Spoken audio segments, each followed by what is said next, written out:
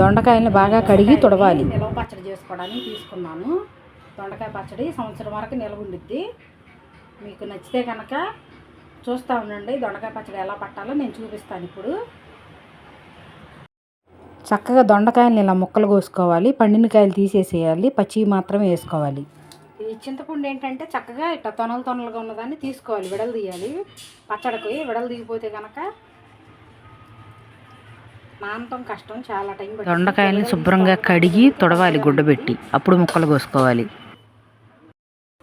KG దొండకాయ పచ్చడిలోకి 1/4 KG చింతపండు, అరసళ్ళు అరగిద్దరే ఉప్పు, రెండు అరసళ్ళు అంటే 2 గిద్దలు వేసి, ఈ గ్లాస్తో 2 గ్లాసులు వేసి మళ్ళీ సగం వేసాను అనమాట. అరసళ్ళు అరగిద్ద అంటే ఇది. కాస్త పసుపు, ఫస్ట్ ఇవన్నీ వేసి కలబెట్టి 3 రోజులు నానబెట్టాలి. నానబెట్టిన తర్వాత అప్పుడు మిగిలిన చెప్తాను. ముక్కలు తీసుకున్నాను కదా, ఇప్పుడు చింతపండు వేస్తాను.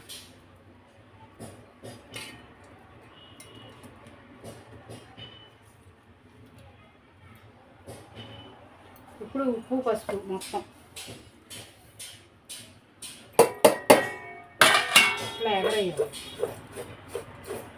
ఉప్పు పసుపు అన్నిటికీ పట్టిద్ది దొండకాయలకి ఉప్పు పసుపు బాగా పట్టిద్ది.